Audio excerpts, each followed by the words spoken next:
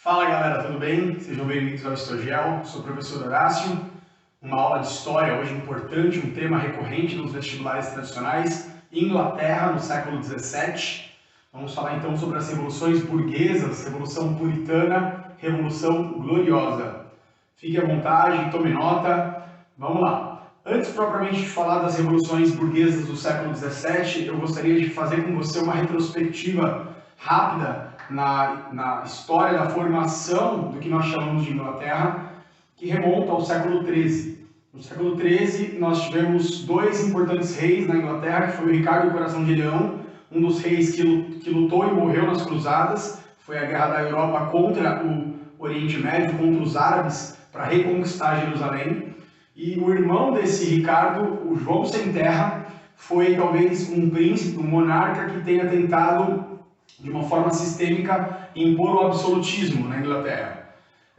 Nessa ocasião ocorreu o que nós chamamos de Magna Carta. Magna Carta é um documento assinado pelos lordes e pelos comuns, pelo clero e pela nobreza, limitando o poder do monarca, limitando o poder dos reis na Inglaterra. Eles não poderiam tomar decisões que envolvessem, obviamente, níveis importantes do Estado, sem antes consultar a nobreza e o clero.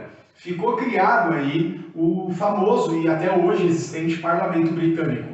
Então, um parlamento formado pela Câmara dos Lords e pela Câmara dos Comuns. Vejam que é histórico na Inglaterra a limitação do poder dos reis, sendo que hoje, obviamente, as monarquias inglesas, Elizabeth II, por exemplo, não tem um poder efetivo na política britânica, é apenas um poder simbólico, tudo bem?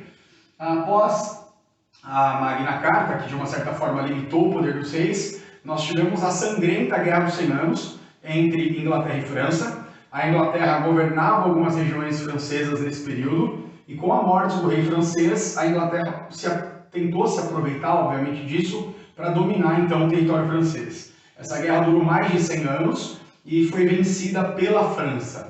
Então, durante esse processo, houve, obviamente, uma crise econômica muito grande no território inglês e, obviamente, uma falta de prestígio, né? Uma certa perda de prestígio pelos monarcas britânicos durante esse período.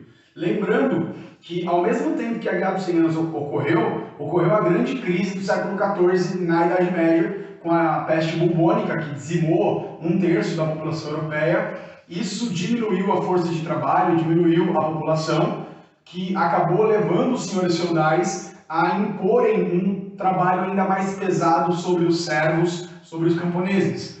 E, obviamente, você já tem que imaginar que o século XV vai despertar inúmeras rebeliões camponesas por conta do aumento do trabalho e da redução dos salários de forma geral, ainda que fosse um salário em espécie, vamos dizer assim, a corvéia, a talha, aquelas obrigações feudais dos servos ficaram ainda piores e houveram então revoluções camponesas, basicamente na Europa toda, inclusive na Inglaterra. Isso também desconstruiu então uma possível tentativa de unificação por parte da Inglaterra.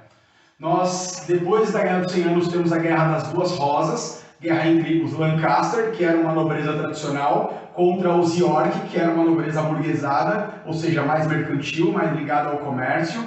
E essas duas famílias lutaram por 30 anos pelo poder. Essa guerra acabou também com um acordo entre as duas famílias que uniram Henrique VII com Elizabeth York. E Henrique VII Tudor e Elizabeth York formaram então a primeira monarquia, vamos dizer assim, unificando o território inglês, o território britânico.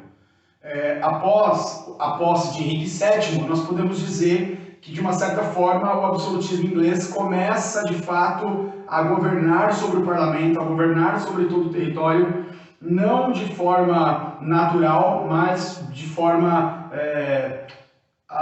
vamos dizer assim, conseguiram convencer, então, os outros setores da sociedade e conseguiram, de uma certa forma, diminuir o poder do parlamento, o poder da Magna Carta, tudo bem?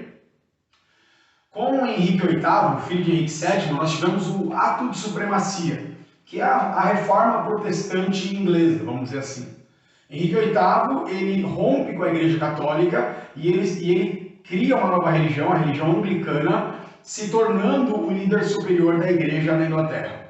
Uma vez que a Igreja Católica, então, teve os seus laços rompidos com a Inglaterra, todas as terras que compunham basicamente 1/3 das terras aráveis da Inglaterra passam para as mãos do rei. Os reis da dinastia Tudor começam a ter, então, uma grande arma política, uma grande arma econômica para governar.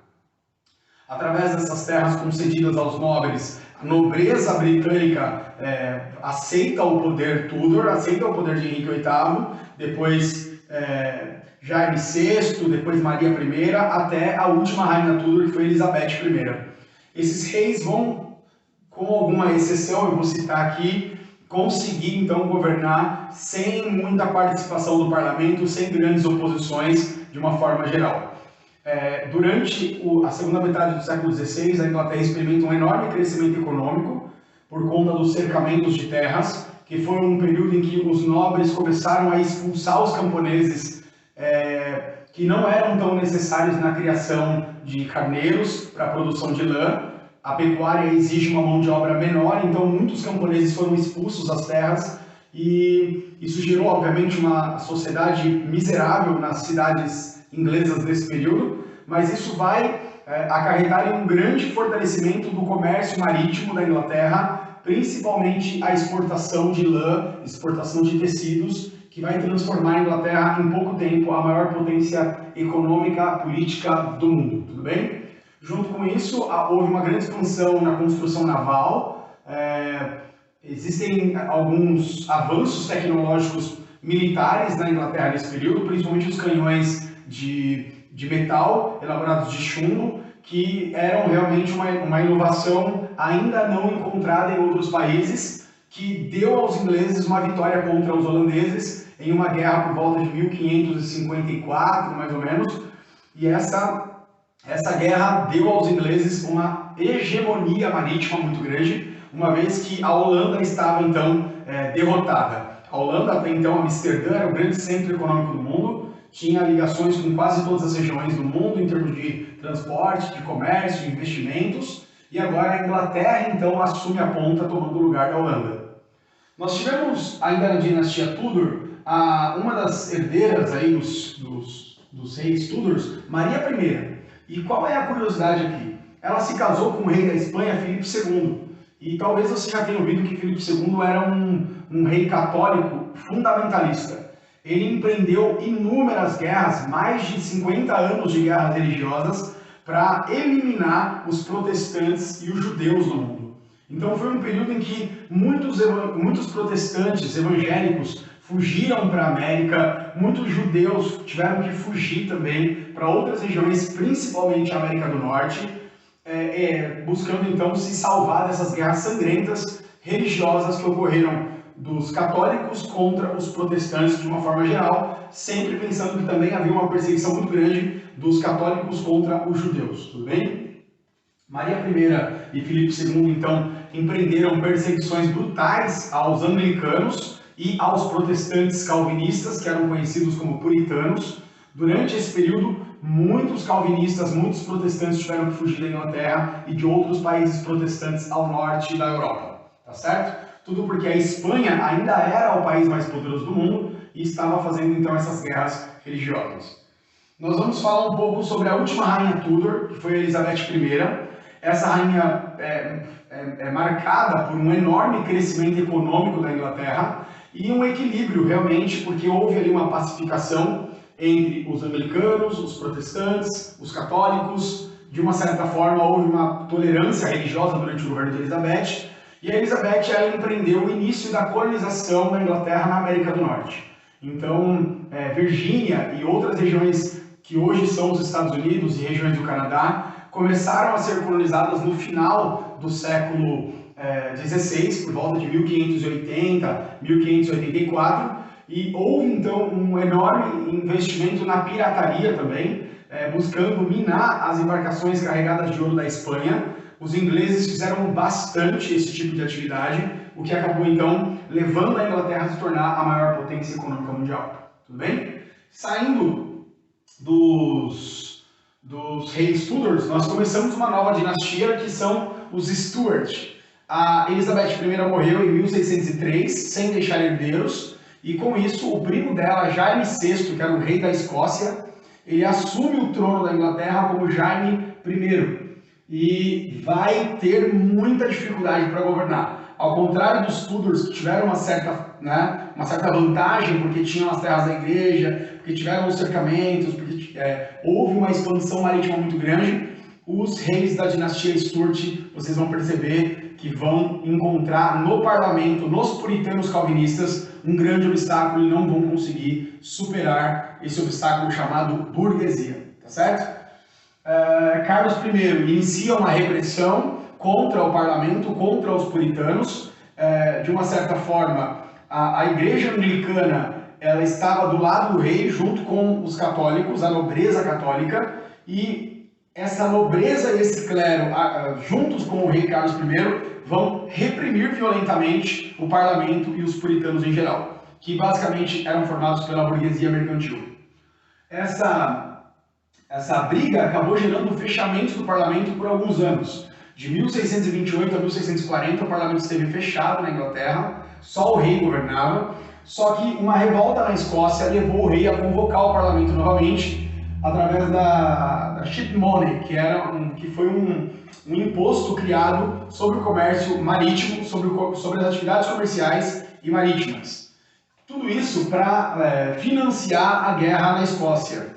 Os parlamentares, ou seja, os puritanos, foram contra o rei Carlos e acabaram iniciando uma guerra civil que nós chamamos de Revolução Puritana. Essa guerra civil ela vai durar de 1642 até 1649 e vai acabar com a derrota dos cavaleiros de Carlos I. Nós tínhamos de um lado Carlos I, clero, nobreza e alta burguesia, formando então os cavaleiros, e do outro nós tínhamos o parlamento, o exército e a burguesia mercantil puritana evangélica da Inglaterra. Os puritanos, o parlamento, eram conhecidos como cabeças redondas, uma vez que eles não utilizavam perucas, que era um costume entre os nobres. Tudo bem? O final desse conflito sangrento acabou com a derrota de Carlos I, que foi preso, e sendo preso ele veio a ser decapitado em 1649. O grande líder dessa revolução foi um puritano chamado Oliver Cromwell. Oliver Cromwell ele foi ali o grande intermediador político entre o parlamento e as forças armadas, o exército britânico. Após a queda de Carlos I, ele se torna o líder da proclamada República Puritana, né, a República Inglesa, que vai durar de 1649 a 1653. Durante esse período, Oliver Cromwell governou ao lado do parlamento. Houve um enorme crescimento econômico, vamos dizer assim, uma recuperação econômica da Guerra Civil e uma expansão então das atividades mercantis, a burguesia cada vez mais ativa no poder, na Câmara dos Comuns, ela consegue então os seus objetivos colocados em prática, e em 1651 é assinado um acordo que torna a Inglaterra o país com a maior marinha do mundo. São os Atos de Navegação. Os Atos de Navegação criaram então um decreto que todas as mercadorias vendidas pela Inglaterra ou para a Inglaterra deveriam ser transportadas em navios ingleses. Isso cria um monopólio da Marinha Britânica que vai superar a Holanda, como nós já falamos, tornando então a Inglaterra a maior marinha do mundo e criando uma hegemonia sobre quase todas as regiões do planeta nesse período, uma vez que Inglaterra e Portugal estavam iniciando uma grande crise que os levaria a uma bancarrota, literalmente, uma falência e uma dependência da Inglaterra e de outros países para pagar suas contas. O que nós vamos ver depois disso é que em 1653, Oliver Cromwell talvez tenha perdido um pouco a noção e ele se autodeclarou Lorde Protetor da Inglaterra, ou seja, ele criou uma ditadura pessoal. Essa ditadura pessoal então fecha o parlamento, ele acaba morrendo alguns anos depois e o seu filho Richard Cromwell não tinha a mesma habilidade política, a mesma autoridade que ele e acaba então sendo deposto pelo exército, que convida os Stuart a voltar para o trono. Nós chamamos esse período de restauração dos Stuart no poder. O parlamento e o exército convidaram, então, a partir de 1660 em diante, a família Stuart a voltar ao trono. Carlos II, filho do decapitado Carlos I, assumiu o trono, permanecendo até 1685, e ele tentou, obviamente, até para vingar o seu pai, ele tentou recuperar o poder absolutista dos reis Stuart na Inglaterra, gerando, obviamente, vários conflitos com o parlamento e com o exército. Ele acaba sendo deposto e em 1685 assume o seu filho Jaime II, que também tenta impor um poder absolutista e acaba tendo que fugir da Inglaterra na famosa Revolução Gloriosa de 1688-1689, quando Jaime II foge da Inglaterra e o parlamento e o exército convidam Guilherme de Orange, que era um governante das províncias baixas, e ele é convidado para se casar com a filha de Jaime II e se tornar o Guilherme I, ou seja, um novo rei da Inglaterra. Só que tipo de absolutismo seria esse? Seria uma monarquia parlamentarista ou parlamentar. Sendo assim, o rei é apenas um símbolo, ele tem apenas uma parte do poder, e quem realmente toma as decisões de lei, cobranças de impostos, medidas econômicas, entre outras, é sempre o parlamento, muito fortalecido, principalmente pela Câmara dos Comuns, que eram a Câmara dos puritanos, vamos dizer assim, dos comerciantes enriquecidos da Inglaterra. A partir daí, a Inglaterra se torna então o primeiro país a derrubar o absolutismo e a levar a burguesia ao poder, com vários ideais liberais, iluministas, que vão depois ser tratados lá na independência dos Estados Unidos e principalmente na Revolução Francesa. Ok? Eu acho que é importante vocês só lembrarem que na Revolução Puritana, que acabou levando à decapitação de Carlos I, nós tínhamos dois grupos do parlamento. Nós tínhamos os moderados, que queriam um acordo com o rei, e nós tínhamos os niveladores. E os niveladores eram muito radicais. Uma parte deles queria uma reforma agrária e ampla participação política da população.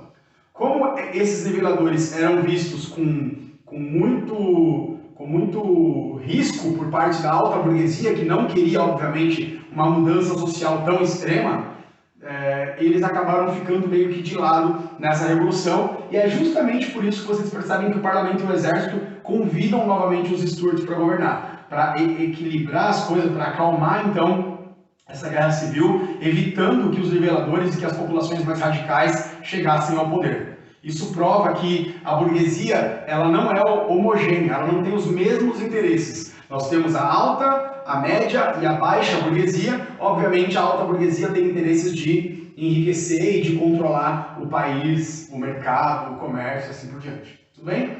Espero que você tenha entendido, gostado da aula. Se inscreve no canal, deixa um like no vídeo, indica para os seus colegas e até a próxima aula. Um grande abraço, valeu!